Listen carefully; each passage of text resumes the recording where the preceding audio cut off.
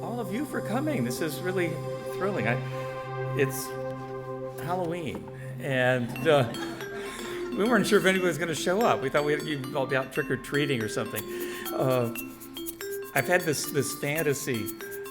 I raised two boys. The youngest one is just about ready to fly the coop, but they were, well, my older boy, I wouldn't let him watch cartoons. Of course, the younger boy watches, and he was in second grade watching pornography, but well, and it's not like I didn't let him watch any cartoons, but there was some I went, oh, please don't watch that, because I have to watch them, right? If they're on, then you have to watch them. And one of the ones that I hated the most was Scooby-Doo. And by the time my youngest came, of course, he was in love with Scooby-Doo, and I have seen every issue, or every one that they ever made. And I actually, of course, became an aficionado of Scooby-Doo, or as we say in my house, Ruby-Roo. So as, I'm thinking, damn it, I should have put on a costume, but those of you who have raised kids, or, a childlike fascination with bad cartoons, who have seen these know that there's usually some mysterious evil doing, and Scooby and all the crew in the Mystery Machine, their love van, Shaggy, and all the rest go out and they solve the crime, and it always ends exactly the same way. It's somebody who you don't. They finally tackle him. It's usually Scooby ends up on top of him, and down on it, and then they pull the mask off, and it's usually like the principal of the school or something. And so I've been. You bear with me, because I've had this really, really vivid fantasy. I just wish I could have done up the costume, so I could have done, because they always do. They reach over and they grab it and they pull it out and they go, Gary Soto. And I'd have gotten away with it too if it wasn't for you meddling kids. That would have been a pretty good costume. I have a book that I had hoped to finish 2 years ago. It's still not done, called That's What I Thought. It will include, eventually, the books in Adversary, a group of poems that I wrote in Japan when I was working on a book of translations there, and about 10 poems that are sitting in notes on my desk that I wish I could get Gary Soto to finish them for me, then I'd have my book. Somebody's going to have to do it, because I don't seem to be able to get to it. So that's what I thought. Pretty clear double entendre. It's just like that sense of that's what I thought. The idea that I was right about that. And also, that's what I thought then. And that's why. So there's working on those two things. It's astonishing as you get older. In middle age, in real middle age, meaning my 40s. It's like, I'm middle-aged, I'm only 64. It's like, yeah, you're going to live to be 130 years old. That's nice. But in your 40s, I was thinking, it's like, I really didn't know what I was talking about. You realize just like, I was so foolish. I was really stupid in a lot of ways. You get a little older, you put another 20 years on, and you go, actually, now that I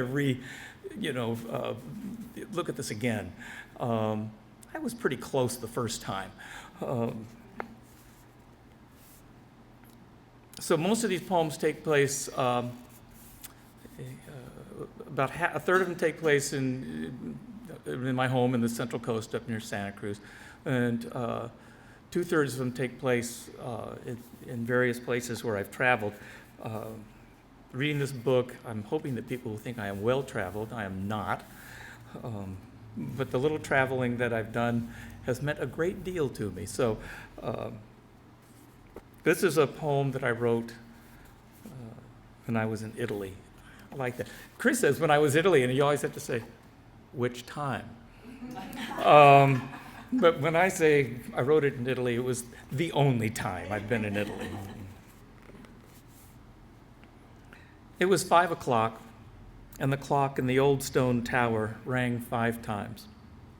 The narrow streets were already in shadow, but light still played over the rafters and the red tile roofs. We could smell the sea on the warm air that billowed the sheets drying on the balconies. A cloud of gnats rose and fell on the breeze, and swallows appeared from their nests hidden under the cornice of the buildings. They spun and darted overhead, harvesting the sky.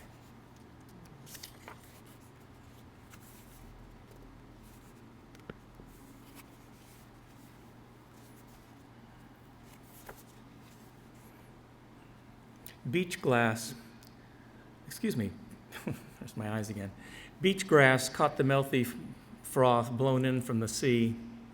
There were footprints above the tide line, but the sand was smooth where the ocean had retreated. My sons were sleeping beside me at the water's edge. If I'd wakened them, they would have seen a crow, a fish rolling in the shallow surf, and 2 dogs loping along the shore, nipping at one another's ankles as they ran. And I've been reading my younger son's college essays, and you read, they do these personal essays, and you read and you go, what the hell? It's like, what? Who is this? Were you really living in my house? And you realize that you've been living with this kid for 17 years in the same place and spending all the time together, and they're experiencing this, and you're experiencing this. And every once in a while, they overlap, but a lot less than you think at the time. It's a curious thing. So that was a poem about that. It's just like we were there together. They had no idea what was going on.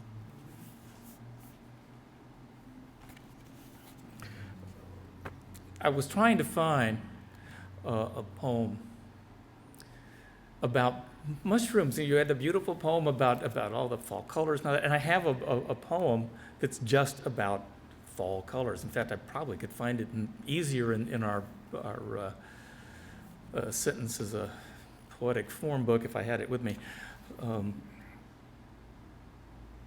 I love hunting mushrooms. I live in the woods. It's one of the great things about winter. And in the last 4 years, I've gotten to collect mushrooms twice because we haven't had any rain. So I'm waiting for El Nino to fill my larder with mushrooms. And because I live in the woods and because I tend to go after chanterelles, which is my favorite mushroom. Porcini are pretty good, but the chanterelles are awfully sweet. And they come up in the same place frequently. I mean, you can harvest them year after year. And so I tend to go back to the same spots. In the woods, hunting mushrooms, I saw a flash of white and thought Amanita, death cap, but it was just a piece of paper. When I picked it up, I recognized my own handwriting. It was a note I must have written months before and dropped. Waterlogged and half eaten by slugs, the ink was faded, but I could read, "The willingness to use our minds is what erodes our minds."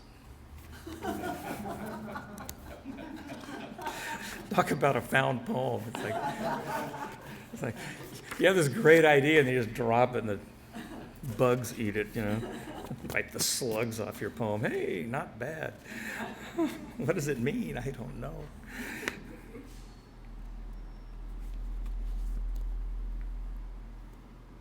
Am I going to 4 o'clock, Phil?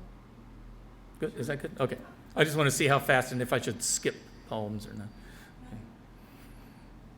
A dense fog settled over the mountains. Redwoods, immense in their bulk, vanished into the mist. Deer had torn the lower limbs of the apple tree, and while I bent to gather them, 5 vultures fell through the fog and teetered on the air, surprised to find themselves so close to the ground. vultures are very ugly birds. I mean, I love birds, but they're ugly. Let's face it, they're not attractive. And they look particularly unattractive when they're surprised. They don't want to be surprised. They're like, they got the the little red thing, and then no feathers. I mean, when you put that sort of surprised glare in their eye, they don't wear it well. So this book, I've been, poor Chris has had to listen to the same stories and the same poems over and over. Oh, you can go ahead and put the earplug back in. Listen to the game, Chris. It's all right.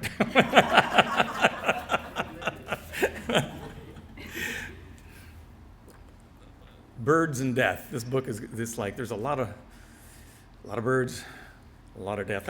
If I go back through all these, the new and selected, I'll probably find out that's all I've ever written about. But this book is really, it's like birds, death, birds.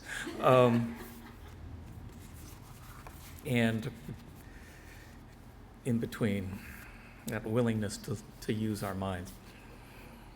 All morning, a robin flew into the window at the back of my room. He flung himself at his reflection and beat at it with his wings. He flew away and returned to attack again and again. In that light, he could see himself clearly.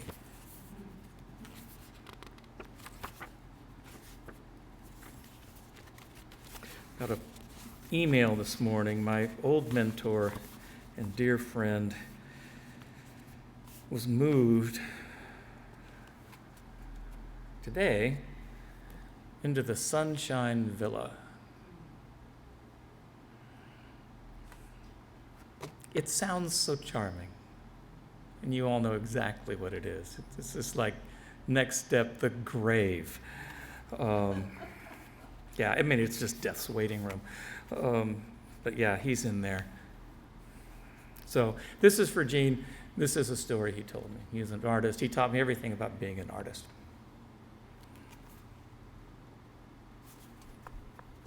I'm getting verklempt. In fact, I'm not going to read it yet. I'll read the next poem first and gather myself. 5 raisins. Jesus. My eyes, I've had trouble with my eyes, and my vision has kind of gotten shot rather quickly, and I'm still sort of learning to deal with it, so bear with me. It's like things kind of don't snap into focus anymore. 5 ravens climbed a redwood, hopping from one limb to another. They could have flown to the top of the tree, but they took their time and stopped to preen before jumping to the next branch. The woodpeckers, who'd hectored the ravens all morning, sat in another tree and watched the ravens as they made their slow ascent. It's difficult to be honest with yourself. That's why it's good to have an adversary.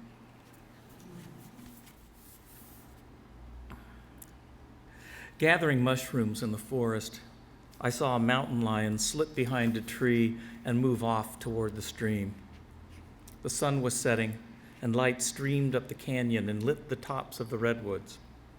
I found one last mushroom at the base of a rotted stump and carried it out to the shadows and into the meadow where persimmons were shining on their slender branches and the leaves of the wisteria whirled in the air as they fell from the upper reaches of the vine.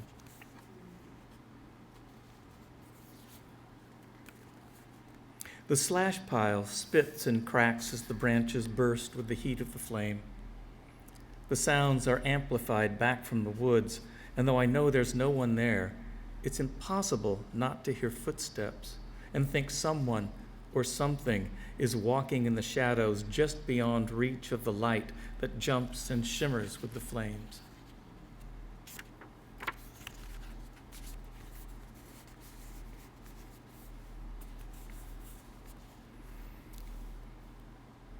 I went with my friend Gene to see a Manuel Neri show once, and this is a poem I started and gave up on, and God, years later, I pulled it out and just recently, All of a sudden I went, oh, wait a minute, I know what I was trying to say now.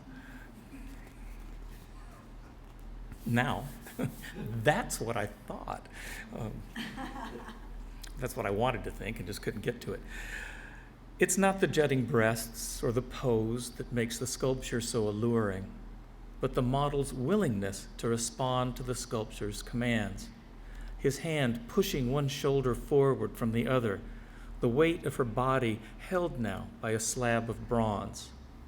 Slender legs, burnished shoulders, the landscape of a country that men will defend with their lives, and sons will carry their father's bones 1,000 miles to bury them there.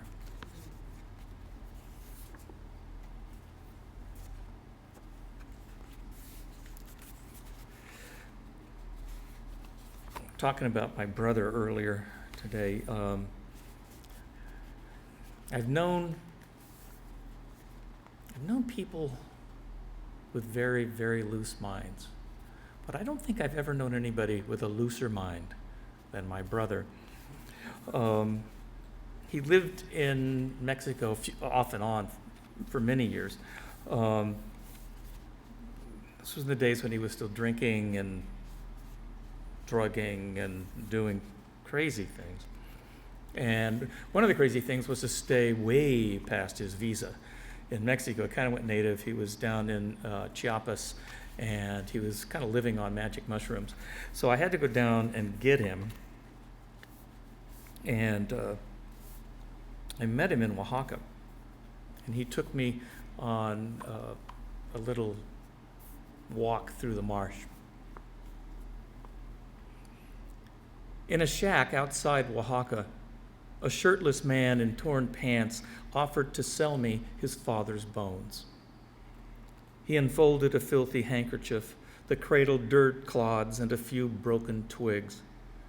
He held them as he might have held a small bird, put them to his lips, and whispered something I couldn't hear. He raised them to his ear, nodded, and brought them to his lips again. He spread the handkerchief on the table, lowered his head, and said no. He folded the dirty cloth and stumbled out the door, whispering, no, no. He was that close to having his father's bones, but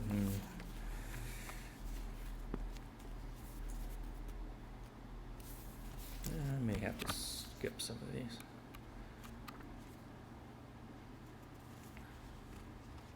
Well, I can't resist. My mother-in-law just buried my father. I just literally today, I'm moving my sister's taking care of, but I've been on the phone doing all this stuff, moving my stepmother into an assisted living facility. I guess it's that time of life. But I won't even pretend that this is made up. My wife was walking with her mother, whom I adore, and they saw, I was going to say an old woman, but my mother-in-law is an old woman, but it was somebody who was really struggling and really having troubles, and that's what this poem's about. She stared at the old woman struggling across the street and said, "Don't ever let me get like that. Put a pillow over my face." She turned to her daughter and said, "Oh, you'd never do it." Then her eyes lit up and she said, "Your husband might."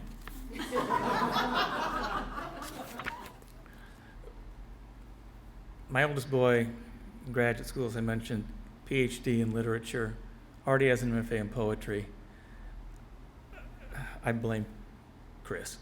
Chris Buskley made him a poet, and I'll never forgive him for it. My younger son, a mathematician. Like, where did that come from? So I have a few poems about him when he was little. I mean, he's like doing crazy math. Numbers, we don't use numbers anymore. But this is a poem when he was still working with numbers. My son is good with numbers. He likes to count the pennies in my pocket. He counts the cars on the highway, forks and spoons, cups and saucers. He assigns them all a number and keeps a tally. I once found him sitting in his room over pages filled with ciphers. He looked up at me and said, "I want to know how everything adds up."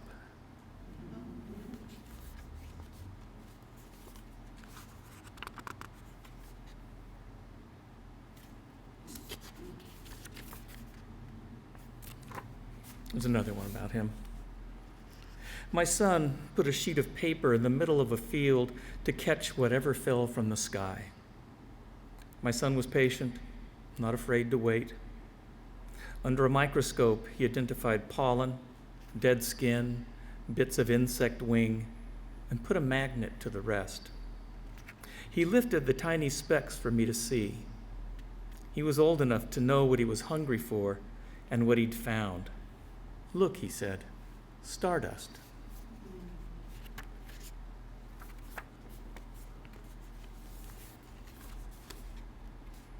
So I grew up in Santa Ana, post-war, new house. We'd actually lived down the street in a funky little house, and then they tore down Orange Grove, built these new houses, and my dad bought a bigger house so we had more kids. So it was just your basic post-war GI Bill kind of neighborhood. And, the dads were a bit eccentric, but we did, my dad was crazy. I didn't realize that he was that much crazier than the normal dad. You don't know. You think, okay, dad's left the car running in the middle of the street again. Doesn't your dad do that? It wasn't until later that I realized, they were all vets, and they were all extraordinarily damaged, and we didn't know. We had no idea. We only knew they were our dads. So this is a poem about some of the dads in the neighborhood.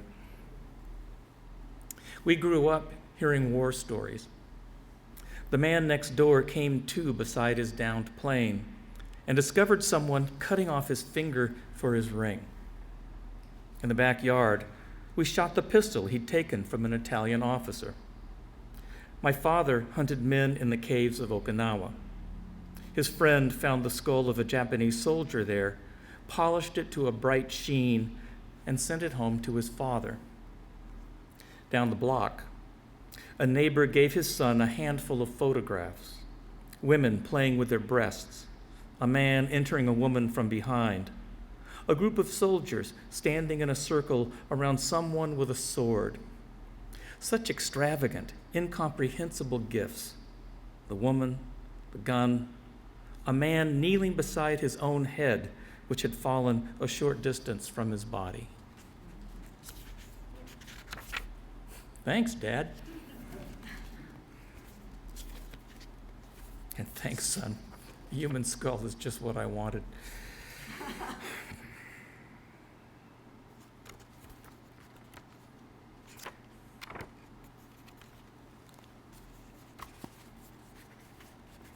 The whale's tooth was etched with a needle or a fine blade to pass the time on a long voyage.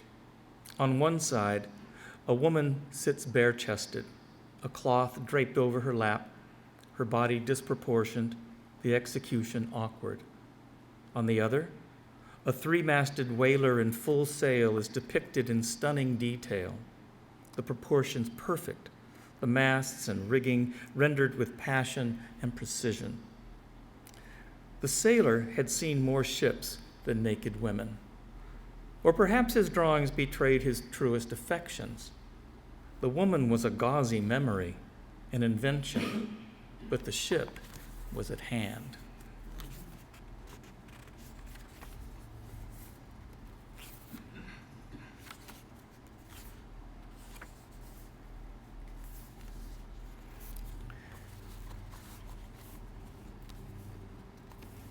I live up in the mountains. I have a persimmon tree, and it's already starting.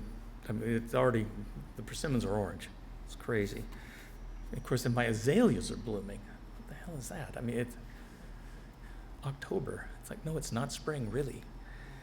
Tell that to the azaleas. We harvested all the persimmons we could reach and left what remained for the birds. Juncos, warblers, and winter wrens buried themselves in the fruit, gorged on the pulp until nothing was left but empty skin, prayer flags stuttering in the wind. Now the birds cry out from the highest branches of the tree, while at the foot of the mountain, children are singing in a bright room where their friend, my student, a sweet red-headed boy, is dying.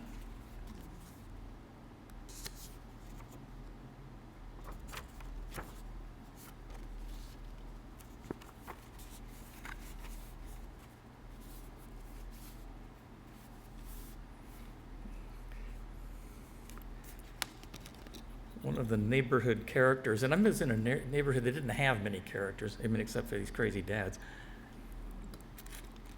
Because, there was the neighborhood, the houses, and then there was the shopping center. But there was one little strip closer to downtown that I had to pass to get to school that had some, muffler repair shops and that kind of stuff, so, real places. And my friend Vic Silver had a pawn shop and a kind of a gold and silver exchange. And if you wanted it, you went to Vic.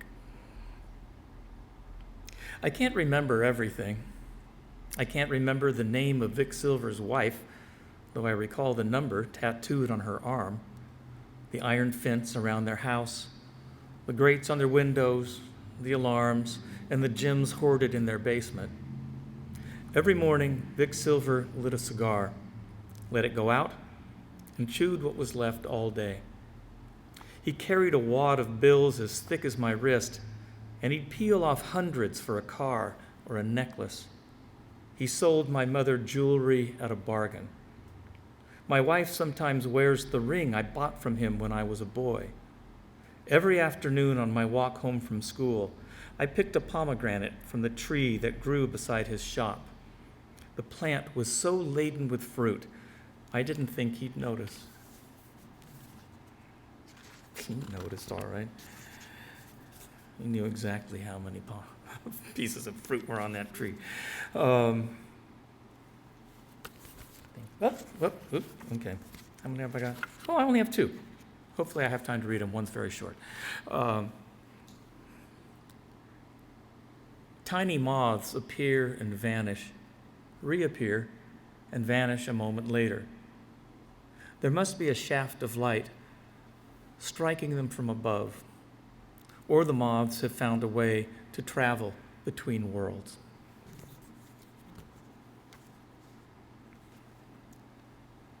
A robin calls out from the redwoods.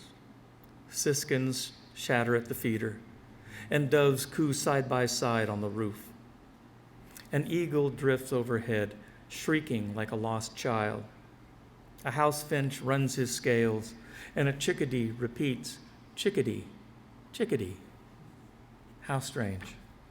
My father, who could not imagine a world in which he didn't exist, is dead, and the birds keep singing. Thank you, everyone. Thanks very much.